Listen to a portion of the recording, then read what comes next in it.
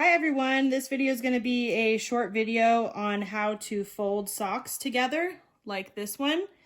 So I've got a bunch of my kids' socks right here and I'm going to show you how to do that.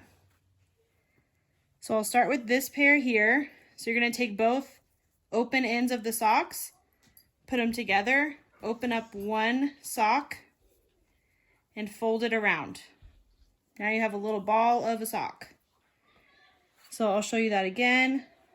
Put the tops together, open one up, and fold it around. Just like that. So now I'm going to do that for the next few socks. It's a very easy process.